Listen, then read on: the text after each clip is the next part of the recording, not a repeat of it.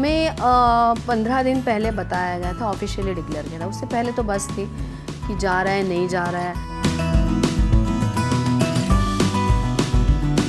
31st will be the last day of shoot और 13 अप्रैल last day of telecast.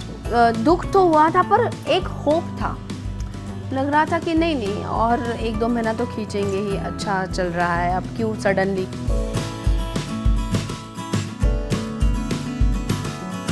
तो मुझे लगता है कि वो क्वालिटी अब नहीं रही, that we have to accept. मुझे वैसा रोल करना है, एक स्ट्रॉन्ग रोल करना है बहुत ही। एक रिग्रेट है, जो प्रेमचंद की कहानियाँ करके एक सीरियल आती थी जो गुलजार जी करते थे, उस स्टोरी के लिए मेरा सिलेक्शन हुआ था और I got this opportunity to meet Gulzar sahab. आगे चल के मुझे पता चला कि मैंने कितनी बड़ी अपॉर्चुनिटी मिस की जिंदगी की, लेकिन अब पता चलता है कि कितने बड़े बड़े लोगों के साथ काम करने की अपॉर्चुनिटी मैंने उस वक्त मिस की थी। नमस्कार, आप सभी का स्वागत है और आज हमारे साथ हैं आप सभी की चहेती अवनी यानी टीवी स्टार राशि ठाकुर। हालांकि उनका शो की जर्नी अब खत्म होने वाली है, लेकिन इस पूरे मुद्दे पर बात करने के लिए हमारे साथ हैं खुद राशि। बहुत बहुत स्वागत है आपका। Thank you so much, thank you. Avni कुछ दिनों में बाय बाय करने वाली हैं। सबसे पहले राशि, कैसा लग रहा है? कैसा लग रहा है मतलब दोनों मिक्स इमोशंस हैं मेरे। एक तो दुख हो रहा है कि बहुत जल्द ऑफर हो रहा है हमारा शो, और खुशी इस बात की है कि जितना भी हमने काम किया है, जितनी भी हमारी टीम है और जितना भी हमने ऑडियंस को अच्छा देने की कोशिश की है वो कर पाए, उसमें सक्सेस है। क्योंकि लोगों को बहुत कहानी भी पसंद आई, हमारे किरदार भी पसंद आए। तो खैर ये तो टीवी इंडस्ट्री का अब दस्तूर बन गया है कि पता नहीं कब शो ऑफर हो जाए, वो तो हमें एक्सेप्ट करना है। पर इस बात की खुशी है कि हमने लोगों को अच्छा देने की कोशिश की और लोगों को अच्छा लगा। जी बिल्कुल। सो जैसा आपने बोला जैसा जब ये नरेट हुआ था स्टार्टिंग में, क्या बताया गया था कि ये कितने दिनों तक चलेगा या कुछ एपिसोडिक होगा या इतने साल तक चलेगा, कुछ ऐसा डिस्क्राइब किया गया था? क्योंकि हर बार ऐसा होता है। हाँ, क्योंकि ये टिपिकल डेली सोप नहीं था कि चलते जा रहा है चलेगा सालों साल, ऐसा नहीं था। हमें पहले ही बताया गया था कि ये कहानी ही 8 महीने की है। तो एक कहानी तय थी कि इस कहानी में ये होगा, कोई अचानक से कोई ट्रैक नहीं आने वाला है। या बहुत ही एकदम सटल स्टोरी थी, बहुत अच्छी खूबसूरत स्टोरी थी एक फैमिली की, मिडिल क्लास फैमिली की, और उनका जो ख्वाब है उसके बारे में, और वो ख्वाब पूरा होता है, बस कहानी ख़त्म। यही था। पर क्योंकि हम टीवी कर रहे हैं तो और बहुत सारे क्रिएटिव इनपुट्स भी होते रहते हैं, तो वही हुआ शो के साथ भी। खैर जो भी ट्रैक्स या जो भी नया हमने लाया वो तो लोगों को पसंद ही आया था। पर क्योंकि बाकी देखो सारी चीज़ें क्रिएटिव के हाथ में नहीं होती और सारी चीज़ें एक्टरों के हाथ में तो कुछ होता ही नहीं है। पर ये तो इट्स ऑल अबाउट कमर्शियल्स क्या होते हैं और वो चैनल ही डिसाइड करता है। तो खैर कोई नहीं, अब जो भी है, जितनी भी स्टोरी हमने, लेकिन है कि हमने जो भी स्टोरी है वो हमने पूरी करके दिखाई, चाहे वो कम समय में हो। ठीक है, स्मॉल एंड ब्यूटीफुल, और क्या। बट हैप्पी एंडिंग के साथ हो रही है, क्योंकि लास्ट डे भी बहुत रात में शूट हुआ है। हैप्पी एंडिंग के साथ हुआ है? हाँ, हैप्पी एंडिंग के साथ ही हुआ है। क्योंकि जो भी कहानी है उसका एंड खूबसूरत ही होना चाहिए और वही अच्छा लगेगा ऑडियंस के लिए। क्योंकि अवनी से और शिखर से बहुत ज़्यादा प्यार करते थे लोग और उनको खुश देखना चाहते थे। तो ऑब्वियसली लोगों को जो चाहिए वो दिखाना तो ज़रूरी था। तो ऑब्वियसली अच्छी एंडिंग दिखाई है। हमने लास्ट डे बहुत शूट किया, बहुत ड्रामा था, बहुत ही कहानी में ट्विस्ट थे आखिरी क्षण तक, वो भी लेट नाइट क्योंकि ख़त्म करना था और तो वो किया। अब हेक्टिक था शेड्यूल, पर अच्छा हुआ। बट जैसा आपने कहा कि कहानी कुछ था बट सडनली ऑफ चेंजेस आए, क्रिएटिव चेंजेस आए, क्या लगता है बीइंग एन एक्टर आप क्या कहोगे जब इस तरह चीज़ें, कहानी कुछ और होती है फिर अचानक से कुछ और चीज़ें चेंज हो जाती हैं? क्या लगता है मतलब जो ऑल ऑफ सडन बदलाव होता है वो इफेक्ट कर जाता है शो पर या क्या? शो पर, क्योंकि वो शो में कुछ ट्विस्ट एंड टर्न्स होना बहुत आजकल ज़रूरी हो गया है। पहले भी था, हमने कुछ अलग करने की कोशिश की थी। लेकिन जैसे टीवी का रूल है, क्योंकि मैं अब बहुत सालों से टीवी कर रही हूँ, तो ये तो होना ही था वैसे भी, क्योंकि बताया मतलब जिस तरीके की स्टोरी थी हमारी उसमें कुछ चेंज नहीं है पर एडिशंस बहुत हो गए।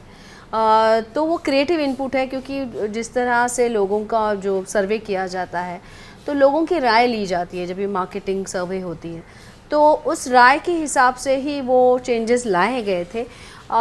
तो हम मेरे लिए, क्योंकि मुझे एक्सपीरियंस था तो मेरे लिए ये कोई नई चीज़ नहीं थी, वो एक्सेप्ट करना तो ज़रूरी था। पर कई बार ऐसा होता है कि जो दिमाग में होता है एक्टर के कि नहीं इस तरह से स्टोरी जाएगी, अचानक से ये चेंज हो जाते हैं, तो उस हिसाब से कैरेक्टर में भी चेंजेस होने लगते हैं। तो वही था, क्योंकि अवनी में भी काफ़ी चेंज, अवनी के कैरेक्टर में भी काफ़ी बदलाव आ गए थे।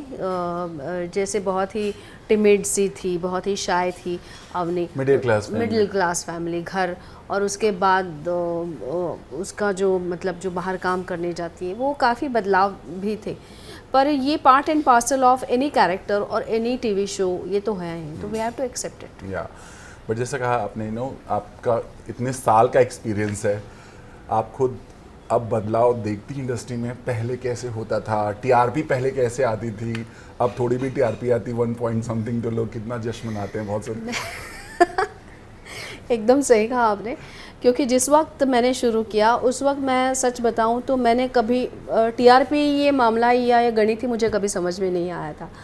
मेरा ये था कि काम है और शो अच्छा चल रहा है, और कभी मतलब और उतना मायने भी नहीं रखते थे, और उस समय बहुत अच्छे शो, बहुत लिमिटेड शो आते थे और कहानी मजबूत थी, कि ऐसा नहीं कि हर दूसरे दिन ट्विस्ट एंड टर्न होते थे या हर दूसरे दिन कोई कैरेक्टर आ जाता था। जो ट्रेंड चल रहा है वही ट्रेंड यहाँ भी डालो इस स्टोरी में। हाँ, तो वो ये आजकल बहुत होता है, तो मुझे लगता है कि वो क्वालिटी अब नहीं रही, that we have to accept.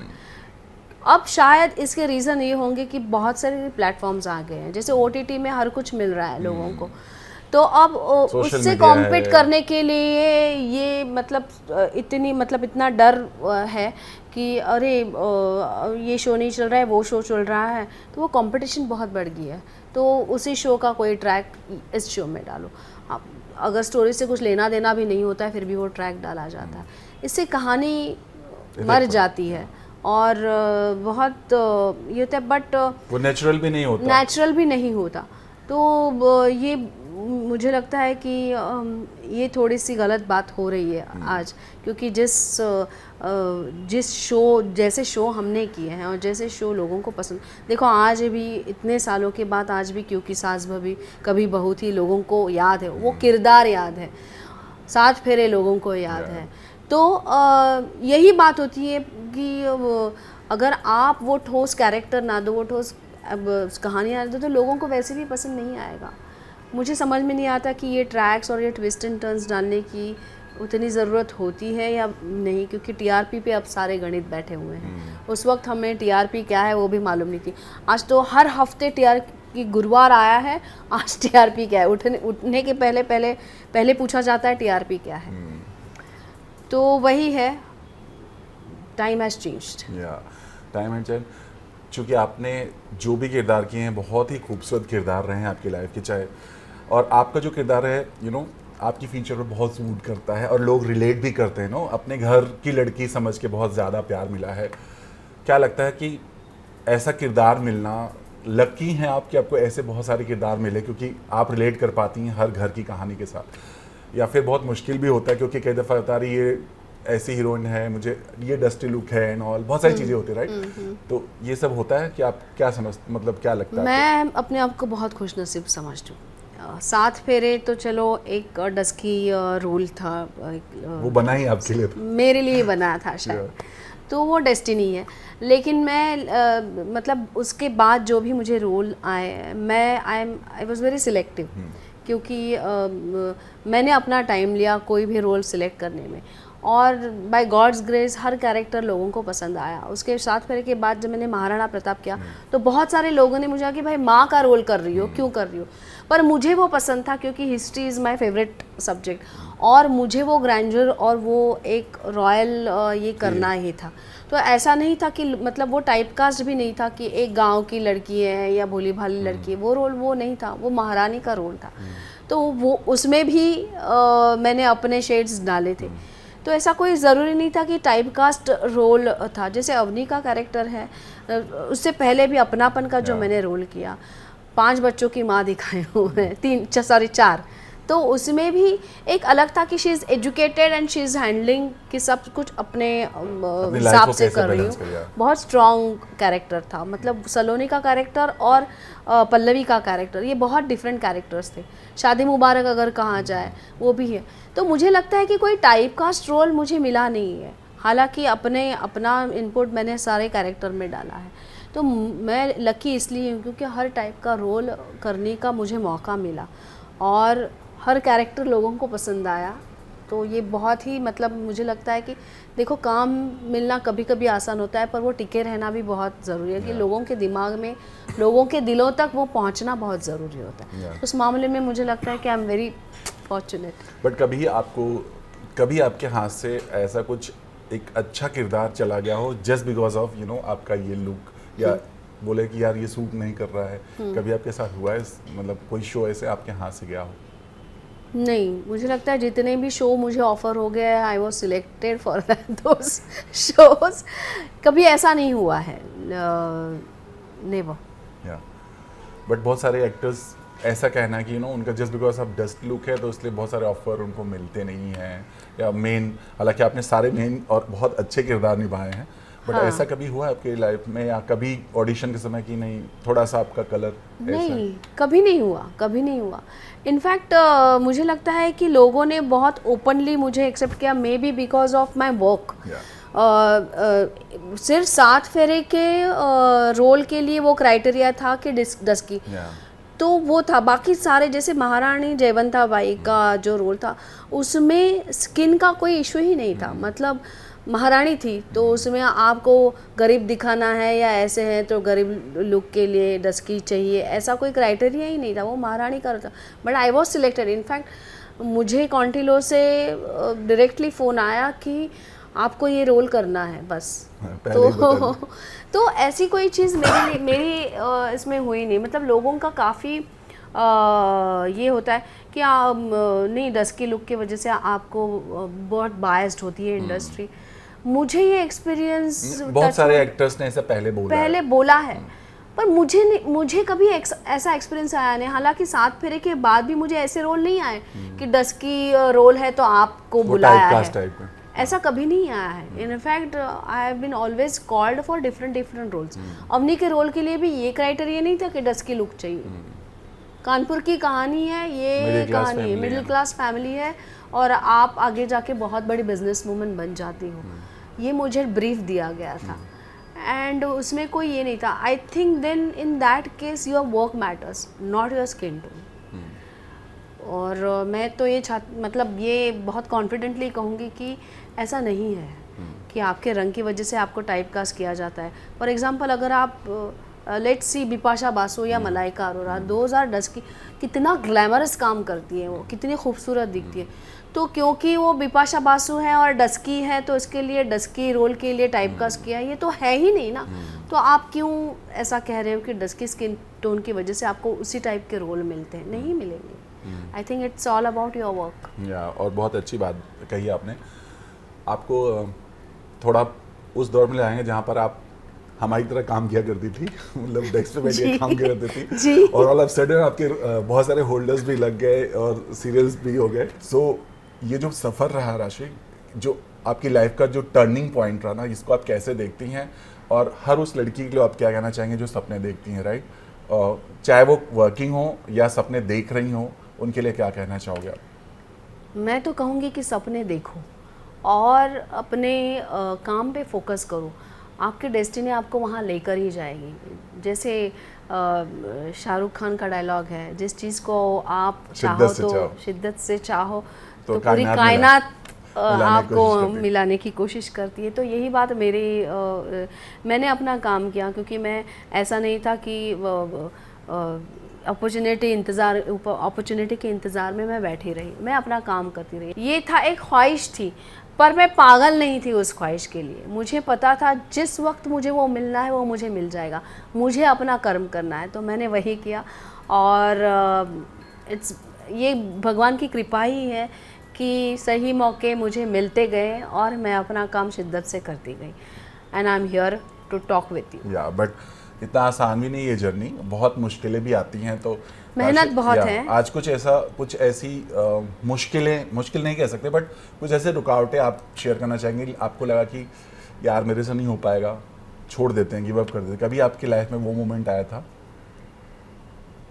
नहीं, सॉरी, मतलब कभी नहीं आया, Touch wood. क्योंकि डेडिकेशन था मेरा। और यही मैं कहना चाहूँगी कि अगर आप में डेडिकेशन हो और कमिटमेंट हो तो ही ये इंडस्ट्री आपके लिए है। ऐसा नहीं है कि आप ग्लैमर देख के आओ और रातों रात आप स्टार बन जाओ, ऐसा नहीं होता है। अगर आपका, चलो रातों रात आपका कोई कैरेक्टर क्लिक भी हो गया, लेकिन उसके बाद जो आपको मेहनत करनी पड़ती है वो टिकाने के लिए, वो सस्टेन करने के लिए। वरना कई लोग ऐसे होते हैं कि रातों रात स्टार भी बन जाते हैं और फिर नेक्स्ट डे लोग भूल भी जाते हैं। तो ऐसा नहीं है, क्योंकि ये industry it's very demanding industry है, ये डिमांडिंग प्रोफेशन है बहुत। कोई टाइम का लिमिट नहीं है, 24/7 you have to be on your toes. और जैसे मैंने कहा कि रात के 3 बजे तक, मतलब सुबह 11 बजे जो शिफ्ट शुरू हुई वो रात के 3 बजे ख़त्म हुई। तो एक आपका मेंटल प्रिपरेशन बहुत ज़रूरी है। पहले I was working as an assistant director, तो वो भी मैंने किया। तो मुझे इस इंडस्ट्री के बारे में पहले से ही पता था कि क्या मेहनत होती है, क्या दिन रात लोग मेहनत करते हैं। तो जो भी इस इंडस्ट्री में आना चाहता है, मैं उनसे यही कहूँगी, अगर आप में डेडिकेशन नहीं हो और आप में कमिटमेंट नहीं हो तो आप इस इंडस्ट्री में कुछ नहीं कर सकते। जी बिल्कुल। राशि, कोई रिग्रेट है, मतलब कुछ ऐसा लाइफ में रिग्रेट है, या फिर कोई ऐसा ड्रीम है आपका? एक रिग्रेट है जी। जैसे 7 फेरे के पहले जो प्रेमचंद की कहानियाँ करके एक सीरियल आती थी जो गुलजार जी करते थे, उस स्टोरी के लिए मेरा सिलेक्शन हुआ था और I got this opportunity to meet Gulzar sahab. और उस वक्त मैं कॉलेज में थी और मैंने कॉलेज की वजह से मन मना कर दिया था। उतना ये भी नहीं था मुझे कि इस इंडस्ट्री में जाना है, या आगे चल के मुझे पता चला कि मैंने कितनी बड़ी अपॉर्चुनिटी मिस की ज़िंदगी की। तो वो रिग्रेट मेरा हमेशा रहेगा कि उनके साथ काम करने का मौका मैंने गंवा दिया। तो जो भी आपको देख रहे हैं, उनके साथ कभी ऐसा कुछ है तो क्या करना चाहिए? मतलब ऑल ऑफ सडन डिनाई नहीं करना चाहिए, टाइम लेना चाहिए, थोड़ा समझना चाहिए, कुछ करना चाहिए, ऐसा कुछ? जी, अगर आप करना चाहते हो तो बी फोकस्ड ऑन इट, कि मुझे ये भी करना है वो भी करना है, ऐसे मत करो। आप जो चीज़ करना चाहते हो आपको फोकस करना ज़रूरी है, तब आपको पता चला जब, क्योंकि अपॉर्चुनिटी कब नॉक करके चली जाती है आपको पता भी नहीं चलता। तो you have to be focused and alert, मुझे लगता है। तो ये है मेरा एक रिग्रेट। और अमोल पालेकर जी के साथ भी एक मराठी मूवी मैं करने वाली थी, बनगरवाड़ी, जो आके गई। तो वो भी मैंने अपॉर्चुनिटी मिस की थी जब मैं कॉलेज में थी, क्योंकि तब ऐसे था, इतना ग्लैमर भी नहीं था और इस इंडस्ट्री में आना है, घर से वो पुश कभी नहीं था कि आज जिस तरह से पेरेंट्स ये होते हैं कि हमारे बच्चों को इस इंडस्ट्री में आना है, रियलिटी शो से, तब वैसा नहीं था, उतना महत्व नहीं था। तो मैंने भी उतना दे दिया नहीं था। लेकिन अब पता चलता है कि कितने बड़े बड़े लोगों के साथ काम करने की अपॉर्चुनिटी मैंने उस वक्त मिस की थी। जी, जैसा मैंने कहा, ड्रीम रोल है कोई राशि का कि लाइफ में तो ऐसा एक किरदार मेरे को करना ही है। आपका होता ना एक एक्टर का वो ड्रीम तो कभी नहीं जाता, बट होता ना कि एक ऐसी इच्छा होती है कि ऐसा एक किरदार मुझे, हालांकि आपके हर किरदार बहुत खूबसूरत और बहुत दिल को छू लेने वाला है, बट फिर भी कोई ऐसा किरदार जो आप करना चाहती हैं? बहुत ख्वाहिश है मेरी, क्योंकि अब तक मैंने बहुत ही घरेलू या बहुत फेमिनिस्ट रोल किए हैं, बहू, बेटी, ऐसे सारे रोल किए हैं। तो अब मेरी ऐसी ख्वाहिश है कि कुछ ऐसा स्ट्रॉन्ग करूं, जैसे उड़ान सीरियल में कविता चौधरी जी ने जो कैरेक्टर किया था, वो मेरा एक ड्रीम रोल है। कि मुझे, हालांकि मुझे टीवी में आने की वजह भी वही है कि मैं बहुत फैसिनेटेड होती थी उनको देख के, क्योंकि इतनी खूबसूरत Yeah. सीरियल थी वो। और मुझे वैसा रोल करना है, एक स्ट्रॉन्ग रोल करना है बहुत ही। लाइक कॉप्स या फिर Cops, कुछ yeah, ऐसा yeah. या तो कई बार ऐसे ऑफर आए होंगे आपके पास कि जैसा आपको जिस तरह का किरदार चाहिए, बात बनी या नहीं बन पाई, कुछ ऐसा हुआ? ऐसा रोल अभी बीच में आया था एक वेब सीरीज़ के लिए, I am not suppose to disclose that, पर एक बहुत बड़ी फिल्म की रीमेक बनने वाली थी वो वेब सीरीज़। तो उसमें ये ऐसा रोल था कि वो जो लड़की है वो वॉरियर है, और उसके लिए हमारी ट्रेनिंग भी होने वाली थी केरला में। तो वो एक रोल था, but unfortunately that web series got shelved, वो बनी ही नहीं। तो वो एक अपॉर्चुनिटी आई थी, शायद वक्त के साथ साथ वो भी आ जाएगी। या बिल्कुल आएगी टचवुड। और जैसे कहा ना, शाहरुख खान सर ने कहते हैं कि आप जी। चाहो तो शिद्दत मिलाई देती है पूरे बिल्कुल। कायनात। And I truly believe it. या बिल्कुल। अवनी की बात करें, कुछ ऐसी बात बताना चाहेंगे अवनी के बारे में, या जो हम नहीं जानते हैं शूट करते समय, या चाहे कानपुर में हो चाहे यहाँ, जो आपके जीवन में कभी नहीं भूलेंगी, आपने अवनी से सीखा वो चीज़? पेशेंस। और अवनी में बहुत पेशेंस है, क्योंकि जिस तरह से उसे मतलब उसने सबकी बदतमीजियाँ झेली, और सहन शक्ति मैं नहीं बोलूँगी, पेशेंस इसलिए बोलूँगी क्योंकि उसे पता है कि इस चीज़ का मैं अपने कर्मों से इनका जवाब दे दूँ।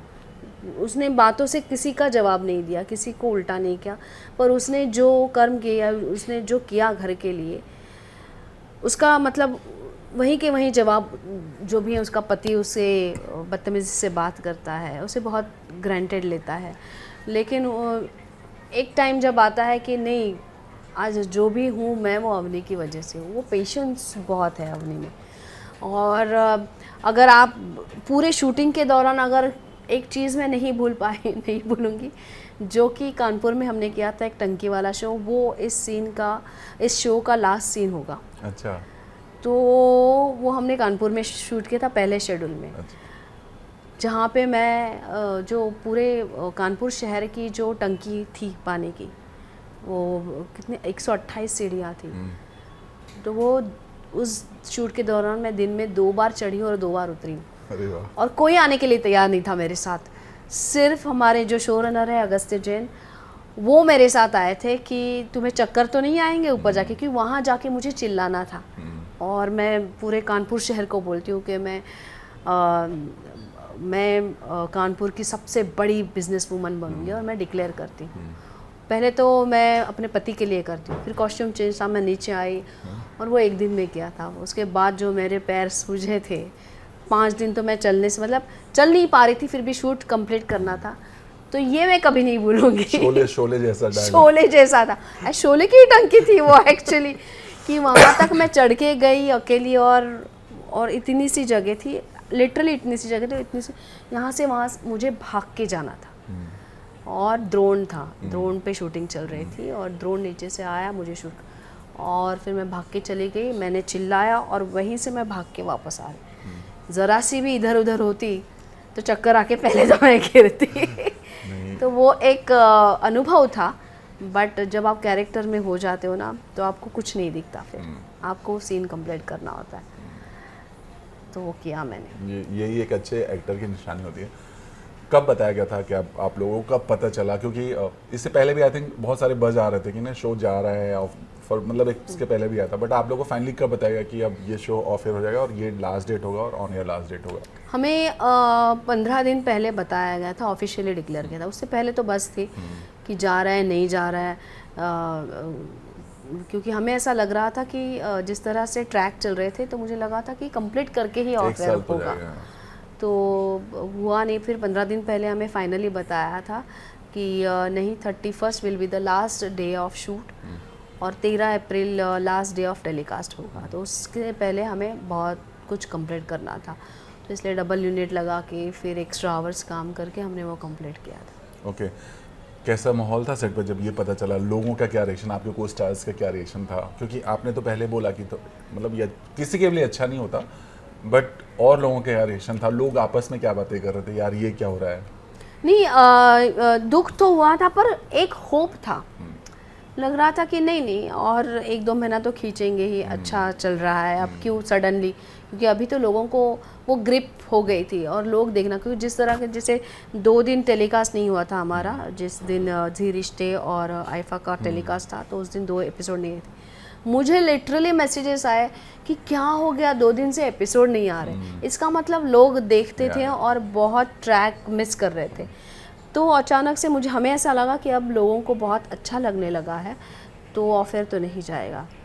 और तो सब लोग बोल रहे थे कि नहीं, लेट्स बी होपफुल कि चलेगा, अब और ये करेंगे, शूट करेंगे। पर नहीं, इट वाज डिसाइडेड कि नहीं, 31 तो एनी हाउ हम ख़त्म करेंगे। दुख था, पर क्योंकि हम लोग रोज़ भी मिलते थे, तो एक था कि नहीं, हर शो का यही होता है, तो कोई नया नहीं था और सबको पता था कि इंडस्ट्री में ऐसा होता है। Accepted it, parts of job. जैसा आपने बोला कि आपको मैसेजेस आते थे, पहले के दौर में सोशल मीडिया नहीं था, फैंस से आप डायरेक्ट कनेक्ट नहीं कर पा रहे थे, बट आज का दौर ऐसा कि लोग डीएम भी पर्सनली कर देते हैं, सब कुछ होता है। कभी कोई आपको किसी किरदार के लिए या ऐसा कुछ डीएम आया, बहुत शॉक्ड हुई हो आप, या आपको कुछ अच्छे प्रेज किए गए हों, कुछ ऐसा हुआ है आपके साथ? जैसे अभी मैंने एक 7 फेरे का गाना डाला था, किसी ने टैग किया था मुझे, तो मैंने वो रिपोस्ट किया था, मेरा और शरद का गाना।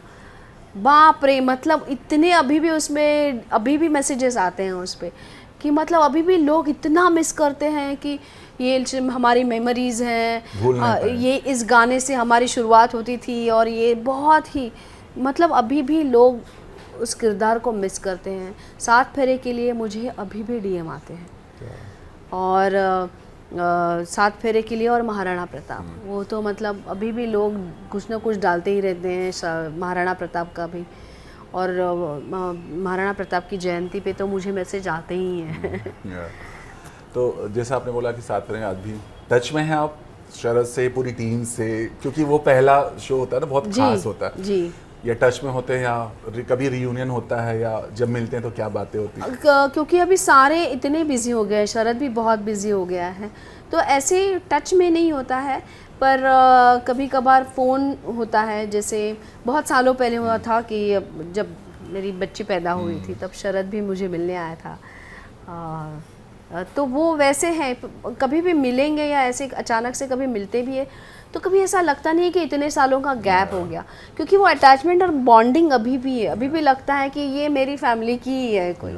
जैसे मजहर जो मेरा भाई बना था, मजहर और मौली, तो वो उनके साथ तो टच में रहती हूँ। नियति है, नियति जोशी, तो इनके साथ अभी भी है। जैसे डायरेक्टर्स तो सारे मतलब त्योहार है, बात तो होती ही रहती है, हर महीने में 1-2 बार तो बात होती रहती है। रोज़ तो कोई एक दूसरे को फ़ोन नहीं करता, पर बात होती है। उषा जी, उषा दीक्षित, उनके साथ इंस्टाग्राम में हर रोज़ बात होती है, सोशल मीडिया पे मुलाकात होती है आजकल सारी चीज़ें। तो वो है वो मतलब वो पहले शो का जो भी हमारी बॉन्डिंग थी, वो अभी भी है। जैसा मैंने कहा, उस दौरान ऐसा कुछ ऐसी बातें आप बताना चाहोगे 7 फेरे की बात, जो मतलब आप भूलती नहीं हो, या वो बहुत यादगार मोमेंट रहा आपकी लाइफ में, कुछ ऐसी बात आप बताना चाहोगे? हालांकि उस दौरान बहुत सारे सेट पे मीडिया वाले हुआ करते थे, हाँ। बट आज आपको कुछ ऐसी बातें याद है, चाहे वो शूटिंग को लेकर के हो, चाहे आपस में कुछ ऐसी पोल खोल टाइप में हो, कुछ ऐसी बातें? नहीं, पोल खोल ऐसा नहीं है, पर 7 फेरे का ये था कि हम लोग सारे नए एक्टर्स थे, और नए एक्टरों के साथ उतने ही सीनियर एक्टर थे। नीना गुप्ता जी थी, मोहन भंडारी थे, सुरेखा सिकरी जी थी, तो उतने ही सीजन्ड एक्टर हमारे साथ थे।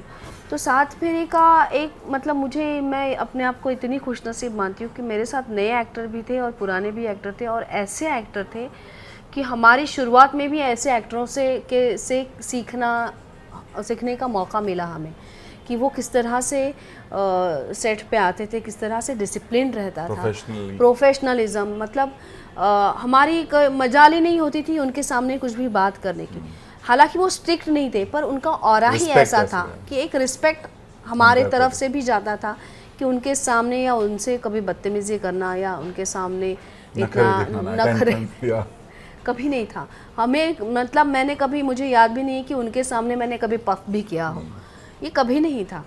और मैं हमेशा अपने टेक्नीशियन पे हमेशा विश्वास रखती हूँ कि अगर कुछ रहा तो मुझे लगता है कि मेरे डीओपी मुझे बता देंगे, भाई मेकअप कर लो या जो भी है। मेरा अभी भी ये नहीं था कि मैं कैमरे के सामने जाके पहले मेकअप करूँ। मैं थोड़ी सी लीस्ट बॉदर्ड हूँ उस मामले में। तो ये था। और अच्छी ट्यूनिंग थी क्योंकि बेसिक रिस्पेक्ट और डिसिप्लिन मैंने सात फेरे के सेट से सीखा। और आज का जो माहौल आप देखती हैं उसे कैसे आप देखती हैं ना? बहुत सारे हमने पुराने एक्टर से बात किया, उनका सीनियर एक्टर्स, जो बड़े सीनियर एक्टर, उनका भी ऐसा कहना है कि हम लोग सेट पे वेट करते हैं और जो मेन लीड्स होते हैं वो आने में हमें वेट कराते हैं। हाँ। और बहुत सारी चीज़ें उन्होंने बताई। हाँ। आप भी ऐसा फील करते हो कभी? मुझे लगता है ये जनरेशन ही अलग है, that is why it is called Gen Zs, कि वो अगर उनसे कुछ पूछा जाए तो वो क्यों पहले पूछेंगे, क्यों, कहाँ जाए तो क्यों, तो उनको हर चीज़ का जवाब होना चाहिए। एक बेसिक ये है, मुझे लगता है वो सिर्फ एक्टरों की बात नहीं है, ये जनरेशन की ही बात है। तो we have to accept it, I think. तो ये होता है, मतलब आज भी कई सारे एक्टर्स ऐसे होते हैं सेट पे, पर as a lead actor I should not be bothered about it, क्योंकि मेरे पास उतना टाइम भी नहीं होता है इस चीज़ के बारे में सोचने का भी। I just do my work, बस उतना मेरे लिए काफ़ी है। योगेंद्र से बात हुई थी हमारी, उन्होंने बड़ी तारीफ किया था, आपकी बहुत प्रेज़ किया था आपके को स्टार्स। क्या कहोगे आप उनके लिए? योगेंद्र के साथ काम करने में सच में बहुत मज़ा आया। एक तो वो बहुत डेडिकेशन है और बहुत फोकस्ड होते हैं अपने कैरेक्टर को लेके, कि वो इतना कैरेक्टर में कभी कभी ज़्यादा ही घुस जाते हैं। तो बहुत, मतलब कई बार उनको ख्याल नहीं आता कि मैं ये एक्टिंग कर रहा हूँ, तो वो बहुत रियलिटी में भी घुस जाते हैं। हालांकि एक एक्टर के लिए ये बहुत ही अच्छी बात है, तो प्लस पॉइंट है। और एक्सपीरियंस भी है उनका खासा, और FTI से हैं, तो उनके साथ काम करने में मुझे बहुत अच्छा लगा, क्योंकि ये बहुत कम मिलने को मतलब कम देखने को, क्योंकि पहली बार मैंने कभी उनका काम देखा नहीं था, पहली बार हम सेट पे मिले।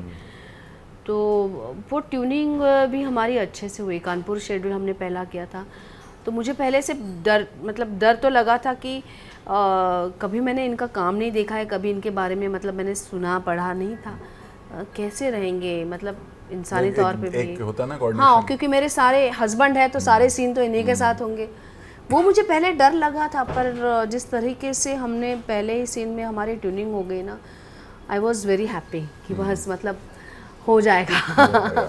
ही is very comfortable to work with, और क्योंकि वो बहुत फोकस्ड है तो मुझे अच्छा लगता है कि काम के मामले में और सीन के मामले में ही is very serious about his work, वो अच्छा लगता है। तो राशि, जानना चाहेंगे नो, इतने सालों से आप सीरियल्स कर रहे हो, बट आपसे अगर हम पूछें आपको कौन सा सीरियल पसंद है या पसंद था जिसे आप बहुत देखा करती थी अपने अलावा, आपके शो के अलावा? सच कहूँ तो मुझे, क्योंकि मैंने इतना काम किया है, तो घर आने के बाद मुझे वो नहीं रहता कि मैं वापस वो माहौल में, उस माहौल में जाऊँ। टाइम ही नहीं रहता। टाइम ही नहीं रहता, और ऐसा लगता है कि नहीं, थोड़ा सा डेली सोप ना देखूँ, कुछ अलग देखूँ, क्योंकि पूरा टाइम उसी में रहती हूँ मैं, तो वो देखा नहीं है मैंने। लेकिन अभी मैंने महासंगम किया, तो वो सारे किरदार भी मुझे पसंद आए, ख़ास तौर से महासंगम में जो एक्टर थे, कैसे तो मुझे मिल गए, हाँ, श्रीतिका, अरिजीत तनेल, हाँ, तो अरिजीत, राइट, हाँ, तो I found him a very good actor, और बहुत अच्छा काम किया। वो शायद वो स्टोरी अच्छी थी, क्योंकि महासंगम कर रहे थे तो थोड़ा आगे पीछे मैंने जान भी लिया था कि तो क्या है इंटरेक्शन। बाकी कोई सीरियल देखने का मौका ही नहीं मिला। पहले कोई सीरियल पसंद था जब आप एक्ट्रेस नहीं थी, तब आपको कोई सीरियल? बहुत सारे, क्या बताऊँ मैं। मुझे अभी भी याद है, उड़ान, जैसे मैंने कहा, मालगुडी डेज, हम लोग, बुनियाद, क्या बात। एक सीरियल नहीं मैं छोड़ती थी, मतलब कौन से देखे, और क्या क्या शोज़ थे वो, क्या शोज़ थे। मैं अभी भी मतलब I would request all the makers to कि ऐसे शोज़ और ऐसे सिर्फ OTT के लिए ना रखें, TV के लिए रखें, क्योंकि लोग चाहते हैं, ऑडियंस अभी भी TV की है और वो रहेगी हमेशा, उससे आप डिनाई नहीं कर सकते, क्योंकि घर की औरतें OTT देखने नहीं जाएंगी, वो TV ही देखेंगी। तो ऐसे शोज़ आज ऑडियंस को देना चाहिए। एक्टर्स भी उस तरह, क्योंकि एक्टरों को भी मज़ा आता है ऐसे शोज़ करना। कई बार एक्टरों की भी मजबूरी होती है कि ट्रैक से लेके वो कन्विंस नहीं होते, पर क्योंकि है तो करना पड़ता है। But as a creative person मुझे लगता है कि एक्टरों को ऐसे किरदार और ऐसे शोज़ करने में बड़ा मज़ा आएगा। जैसे मैंने पहले कहा कि चूँकि अब ये शो जा रहा है, क्या कहोगे, क्योंकि फैंस अभी भी यही ऑल ऑफ सडन हुआ, लोग शॉक्ड हैं इस बात को लेकर के, जब से ये खबर आई तब से लोग पचा भी नहीं पा रहे हैं। जी, क्या कहोगे उनको, कुछ फाइनली अवनी उनको क्या कहना चाहेंगे? बस इतना सा ख्वाब ऑफ एयर हो रहा है। हम जानते हैं कि ऑडियंस के लिए ये थोड़ा सा डिसहार्टनिंग रहेगा, पर मैं यही कहूँगी कि जितना भी सफ़र हमने किया है, मुझे लगता है कि ऑडियंस ने हमें उतना ही प्यार दिया है। आज 115 एपिसोड्स में ही कहानी ख़त्म हो रही है, पर पहले दिन से ही अवनी को जिस दिन से इसके प्रोमोज़ आ रहे थे, इतने सारे मुझे रिस्पांस मिले कि लोगों ने पहले दिन से ही उसे एक्सेप्ट किया था अवनी को। और उसके लिए तो सबसे पहले मैं आपको धन्यवाद कहूँगी कि अवनी को इतना प्यार मिला। हर कैरेक्टर को, बस इतना सा ख्वाब के हर कैरेक्टर को, शगुन हो या मम्मी जी हो, पापा जी हो, शिखर हो, सबको इतना सराहा है। अब क्या करें, हमारा सफ़र इतना ही था, लेकिन आपसे वादा करते हैं कि ऐसी ही कहानी, ऐसे ही किरदार लेके मैं दोबारा आऊँगी। लास्टली ये भी जानना चाहेंगे राशि, बीच में एक आपके शो ने आप ऑल ऑफ सडन छोड़ा था, बहुत खबर बनी थी, क्या हुआ था? थोड़ा उसमें भी ऐसा कुछ क्रिएटिव डिफरेंस हुआ था, आई थिंक कुछ ऐसा हुआ था, शादी मुबारक, या शायद आपने, क्योंकि रात को खबर ऐसी आई थी कि जी। आपने रातों रात छोड़ा था कुछ। हाँ। क्या हुआ नहीं, था? एक्चुअली उस वक्त कर्फ्यू चल रहे थे, तो अपने पेंडेमिक के कर्फ्यू चल रहे थे, और उस वक्त था मेरी बेटी बहुत छोटी थी, तो मैंने शुरुआत तो की थी, पर क्योंकि मैं दहिसर से, क्योंकि मेरे पास कोई हाउस हेल्प नहीं थी, तो I used to travel from Dahisar, तो वहाँ से पवई जाना मेरे लिए बहुत ही हेक्टिक था, और क्योंकि आने में जाने में हेक्टिक था, तो बेटी को देखने के लिए कोई नहीं था, तो वो एक था। और क्योंकि I was playing a lead, तो वो वर्किंग आवर्स एडजस्ट करना प्रोडक्शन के लिए भी पॉसिबल नहीं था, तो मैंने पहले ही उनको बोला था कि ये कंटिन्यू करना मुझे पॉसिबल नहीं होगा, तो उन्होंने कहा कि देखो अगर हो जाए, तो बात तो पहले से ही चल रही थी, पर डिस्क्लोज बाद में किया गया, तो उसके लिए वो लोगों को लगा कि ये all of a sudden Rajshri has left the show, तो ऐसा नहीं था, वो नेगोशिएशन चल रही थी वर्किंग आवर्स को लेके, पर वो क्योंकि हो नहीं पा रहा था कि ऑब्वियसली कि एक लीड को कम घंटे पॉसिबल नहीं होता, तो उनकी भी मजबूरी थी और मेरी भी मजबूरी थी, तो amicably we parted ways. Creative difference मतलब मैंने आज तक कोई क्रिएटिव कॉल आज तक किसी भी शो में लिया नहीं, क्योंकि मैं हमेशा हमारे क्रिएटिव्स जो होते हैं वो उनका काम है, तो उसमें कोई मेरा इंटरफेरेंस होगा नहीं और ना रहता है। तो कैरेक्टर को लेके in fact that was a very beautiful, मतलब छोड़ते समय लोगों का इतना उसमें इन्वॉल्वमेंट थी लोगों की, कि छोड़ने के बाद भी मुझे आज भी मैसेज आते हैं कि शादी मुबारक क्यों छोड़ा।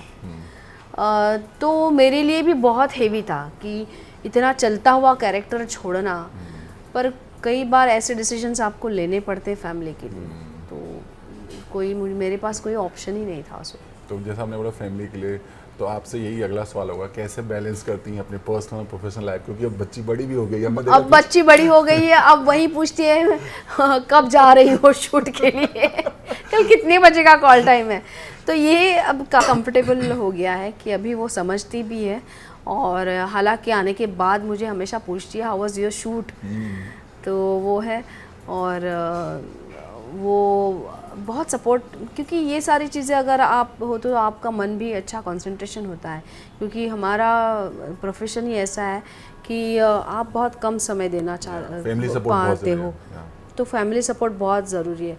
तो अच्छी बात है कि अब मेरी बेटी भी समझती है, तो now I am free to work. या उसके फ्यूचर को कैसे देखती हैं आप? हालांकि बहुत छोटी है, फिर भी आप क्या सोचती हैं, कैसे आप, क्योंकि माँ बाप हमेशा बच्चों का फ्यूचर देखते हैं, पहले से प्लान करते हैं, हाँ। सोचते हैं, ड्रीम में आता है, आप देखती हैं उसको? No, I don't believe in planning, क्योंकि उनकी अपनी जर्नी होती है, उनके अपने ख्यालात होते हैं, तो मैं नहीं चाहती कि मैं अपने विशेज़ या अपनी ड्रीम उसके ऊपर ला दूँ। मुझे लगता है कि वो खुद डिसाइड करेगी। अभी तो बहुत छोटी है, अभी तो मतलब वो एक्सप्लोर करेगी। मतलब अगर उसे कुछ एक्स्ट्रा करिकुलर एक्टिविटी में, आजकल मैंने देखा है कि स्कूल से आने के बाद बच्चे एक्स्ट्रा क्लासेस, ये डांस क्लास, सिंगिंग क्लास, फिर स्पोर्ट्स, पूरा दिन वही चलता है।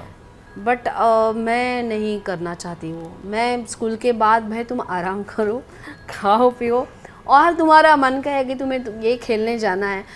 स्पोर्ट्स में मैं ज़्यादा ध्यान रखती हूँ पढ़ाई से ज़्यादा उसकी, क्योंकि पढ़ाई तो अपने आप वैसे भी स्कूल के लोग हैं वो करते हैं। तो I am very relaxed in that case कि मैं आने के बाद भी मुझे वो टेंशन नहीं रहता, अरे होमवर्क करना है, वो अपने आप कर लेती है। nice. मुझे लगता है कि लोगों मतलब बच्चों को ना वो छूट देनी चाहिए, क्योंकि उनको हर टाइम बांध के रखना, पीछे पड़ के नहीं, वो नहीं कर पाएंगे। तो मैं बिलीव करती हूँ कि उसका जो भी है, उसको लगता है singing, now she is incline towards dance. तो उसने खुद मुझे बोला mamma I want to learn dance. तो मैंने वो now she is learning Kathak classical सीखती है वो। बस उसकी जब वो नहीं चाहेगी वो नहीं करेगी, सो दैट्स हर विश। या इसके साथ आखिरी सवाल ये भी पूछेंगे, क्योंकि हालांकि बड़ी भी हो गई है, क्या राशि सेकंड में भी प्लान सोच रही हैं, प्लानिंग कर रही हैं? क्योंकि वो भी कभी कभी सवाल करती होगी आपसे।